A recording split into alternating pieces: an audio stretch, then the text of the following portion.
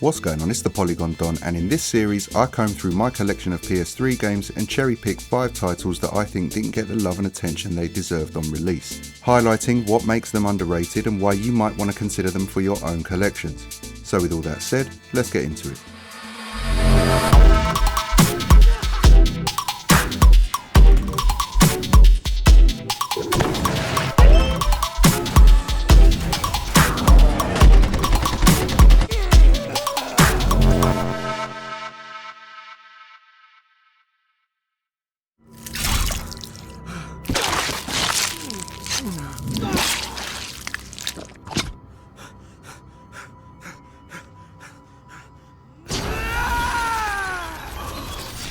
It is good to finally be free.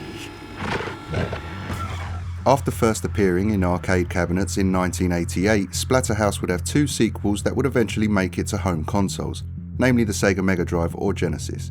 After this, however, it would take another 17 years for the series to receive another entry, which came in the form of Splatterhouse 2010, released on PS3 and Xbox 360. Receiving middling to negative reviews from critics at the time of release, Splatterhouse 2010 wasn't the triumphant return to the franchise the devs and publishers were hoping for, but it has, over time, become a bit of a cult classic in its own right. Not least because of the overindulgent gore and violence now fully rendered in 3D polygons as opposed to 2D sprites, but also because of the added bonus of unlocking the franchise's history via game progression. All 3 original games can be unlocked and played through in their entirety just by progressing through the main game, which not only is a fantastic incentive to keep playing, but also from a game preservation standpoint is just a bloody nice thing to do. I remember thinking the same thing when I played through Dracula X Chronicles on PSP and it unlocked Castlevania Symphony of the Night. Inconceivable in this day and age, but here you have a game made as recently as 2010 giving out gestures of goodwill for fun. Really doesn't happen all that often these days. But back to the game itself, if you can't guess, it's a hack and slash beat 'em up, which is a genre that was a little oversaturated during this gen of consoles. But what sets this apart from its peers is its sheer over the top and overindulgent violence and gore. I mean, it is called Splatterhouse after all, so there is a certain level of expectancy there, but honestly the devs really outdid themselves with this one. I don't think there's a minute that goes by in this game where there isn't a fountain of blood spraying out of something. Plot-wise, it's not really about the plot with this game, to be quite honest with you, but essentially it follows Jennifer and Rick, 2 young lovers on their way to the home of a leading necrobiologist so that Jennifer can be interviewed for a job. Unfortunately, they are both attacked by some of the doctor's experiments, and as Rick is mortally wounded, Jennifer is kidnapped. Close to death, Rick knocks over a sarcophagus, revealing a mask that informs him that should he wear it, not only would he be spared death, but it will also assist in the retrieval of Jennifer. Not having much of a choice, Rick wears the mask and transforms into a hulking beast that gives off very strong John Cena vibes. Pretty much melee focus, and taking the term hack and slash to new literal heights, you'll mainly use Rick's bare hands to punch, smash and tear apart the enemies presented to you, using combos and special attacks that can be unlocked via progression. Additionally, weapons can be found and used throughout the levels, such as wooden planks, meat cleavers and giant hammers, etc., making Rick even deadlier. Deadlier but not immortal, Rick can be harmed quite easily if you're not careful. He can lose an arm in combat, for example. Don't worry, it grows back eventually, but just like other weapons found in the world, even his own dismembered arm can be utilised to turn the tide of battle. Weaken an enemy enough and they can be splatter killed, a gloriously gory finishing move that's presented as a cinematic, blood-soaked spectacle. I think die-hard fans of the original weren't all that enamoured with this upon release, as it seems to have lost some of the charm the original trilogy had. This could have been down to its strained development. The team who started the project, Bottle Rocket, were not the ones to see it through to completion, with Namco Bandai reclaiming their development kits halfway through development and removing them from the project entirely, replacing them with an in-house dev team. This would eventually be the final nail in the coffin for Bottle Rocket, who shortly after shuttered their doors for good. Whatever happened, I am glad a finished product eventually got released. It may not be what some had hoped for, but for me, this was a bloody good time, and the added benefit of having access to the franchise's legacy makes me very glad to have it in my collection today.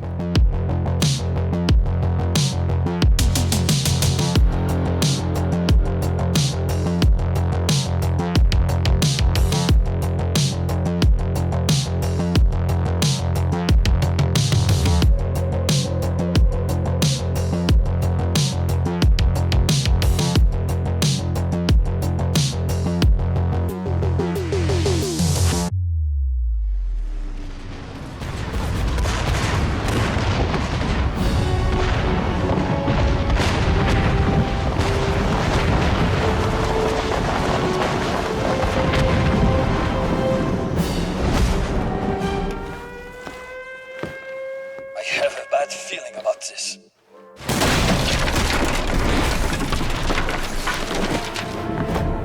A movie tie-in game isn't usually something to get all that excited about, as on average the majority tend to leave you feeling unsatisfied and disappointed. Most are dreadful cash grabs, but every now and again some break the mould and are genuinely great, while a few just get the job done, albeit unceremoniously, but due to the attachment the audience might have with the source material can often be judged a little too harshly. I think the latter example is what happened with Captain America Super Soldier.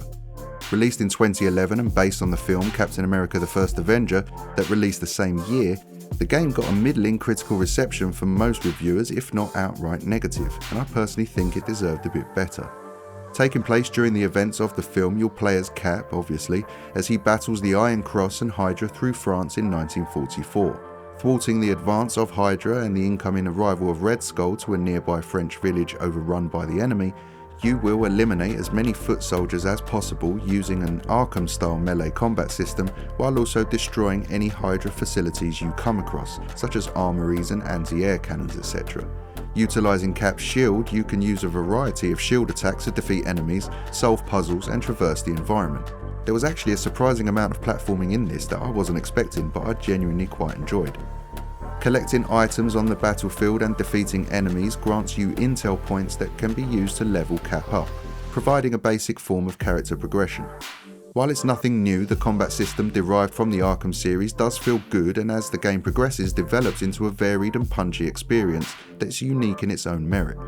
The tone of the game was decent enough and worked well with the source material it was based on, and the Hollywood acting talent from the movie reprised their roles, giving the game a genuine sense of continuity and credibility. But it's not without its flaws. Presentation-wise, I think it's stuck a little too close to the battlefields of 1940s Europe, as there is a lot of brown, with washed out and muted tones present in pretty much every scene unless something blows up, which can leave it feeling visually dull at times. But anyone who's acquainted with games from this gen will know that only too well, so shouldn't really come as too much of a shock. It's not a long experience, you can easily finish it in a weekend, if not a long gaming session in the evening, and for me at least was a really fun and quick fix popcorn type game, if you know what I mean. Much like the movie really, turn your brain off for a while and enjoy the spectacle, beating down some Hydra scum in the process. Not a bad time at all actually, and one that I think should be given more of a chance.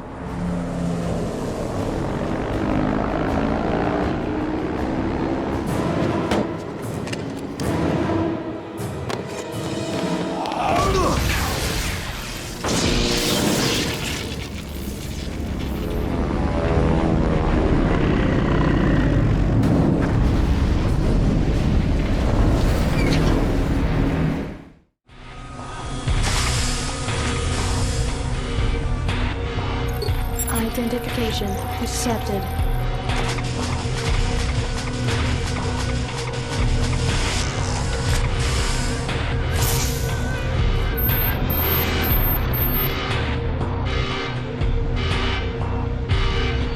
Are you crazy? The suit's not ready!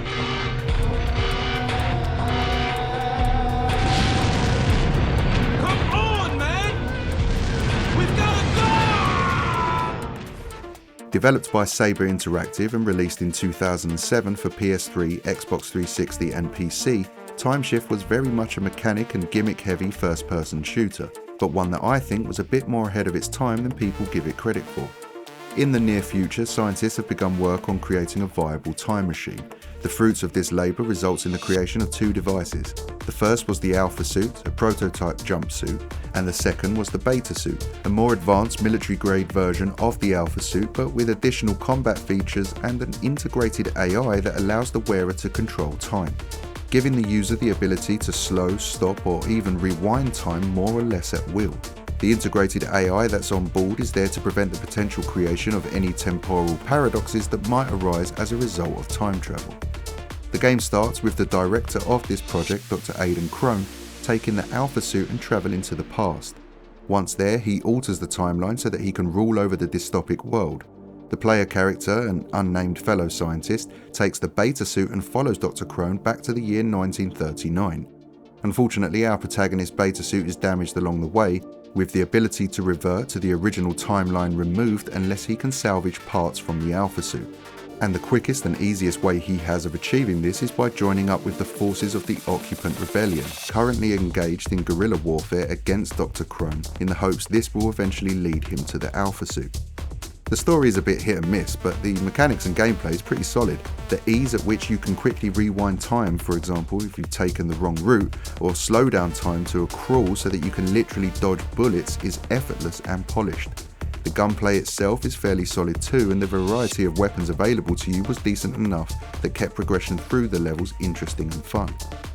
It's not just through combat that these time manipulating mechanics are handy either. You will quite regularly come across sealed doors or gated off areas that will require you to utilise your suit's abilities in ingenious ways to ensure you can escape and progress to the next area. The TimeShift abilities come into their own in more than a few ways during the course of the game, showing that the developers had a clear goal for this and definitely got the most out of their ideas as possible. If you're into your shooters, then this probably isn't going to blow your socks off, but considering how cheap you can find this game for these days, I think it's well worth adding to your collection for that rainy day when you want something a bit different and a bit random.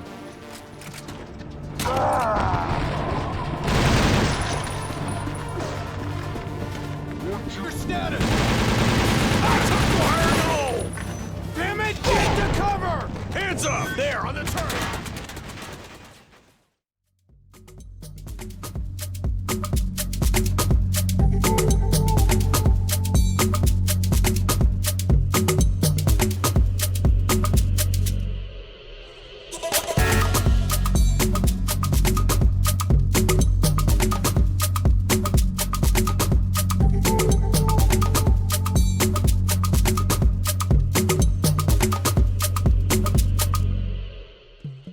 Sengoku Basara Samurai Heroes is a third-person hack-and-slash combat game in a similar vein to something like Dynasty Warriors.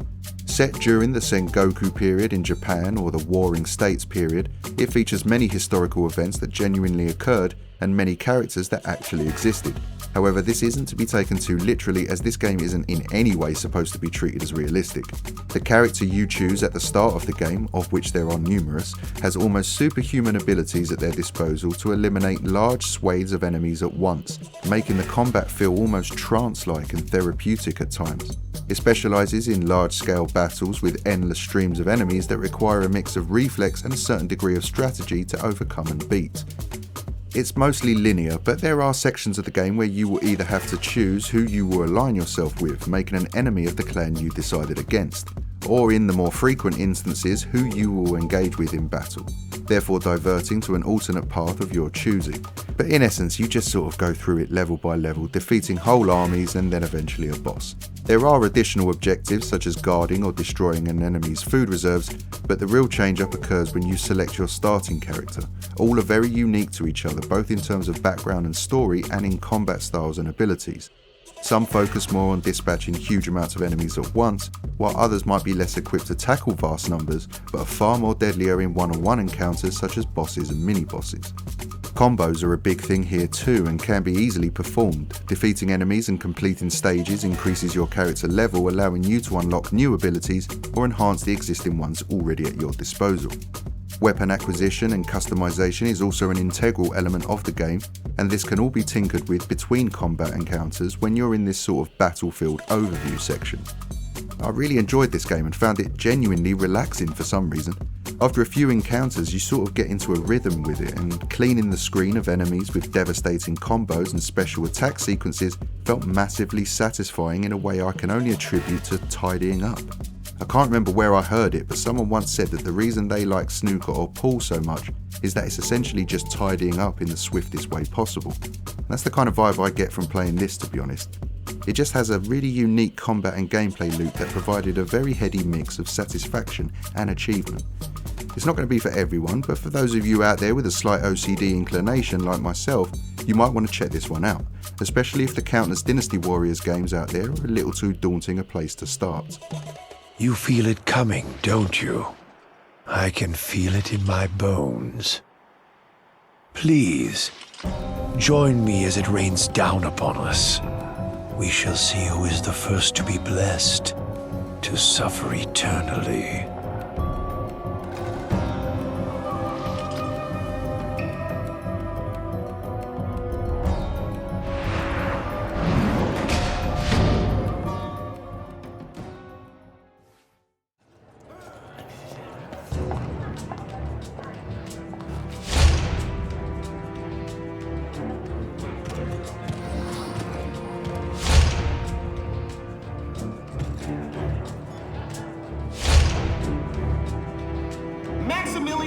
Captain was your direct superior until his arrest 3 months ago, correct? Sources tell us that his escape was an inside job, and the murder charges were false. So can you tell us what really happened? What is this woman's gossip show? No comment. This man, you know? He sells gold nugget here. He's worth 10,000. Now you know? He says he doesn't know, And this isn't Mill Vallon. Aren't you out of your jurisdiction? Anarchy Reigns by the brilliant development studio Platinum Games came out relatively late in the PS3's life cycle. Releasing in 2013 to average and mostly mixed reviews, it got pretty hard done by in my opinion.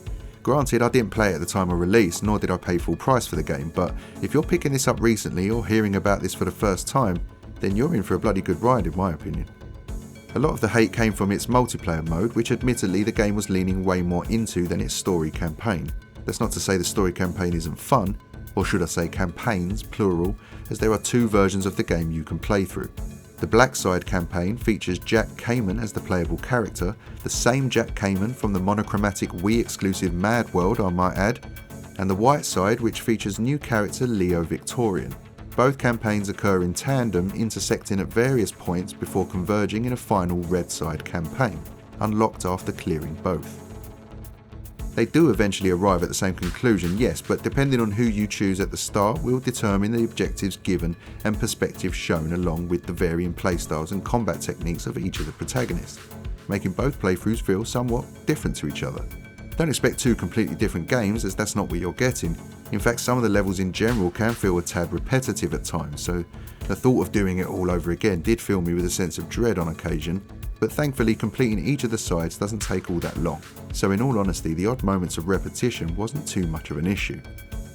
Set in a post-apocalyptic future in the fictional city of Altumbra, a former agent of the Bureau of Public Safety, Max Caxton, is arrested for his wife's murder.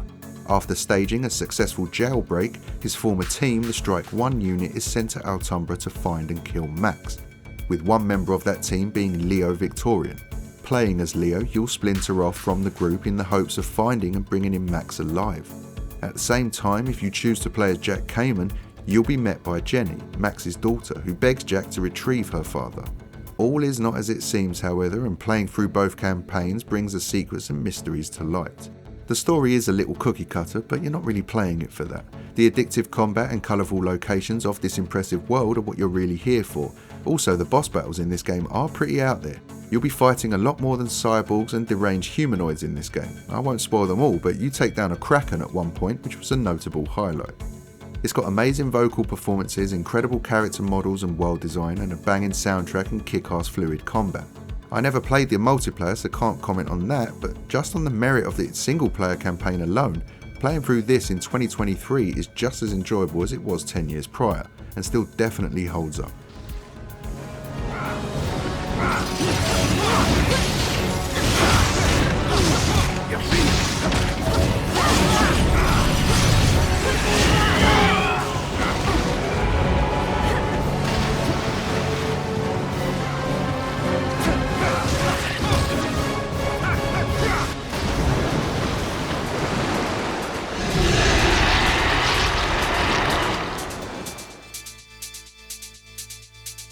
And there you have it guys, another 5 underrated classics from my personal PS3 collection.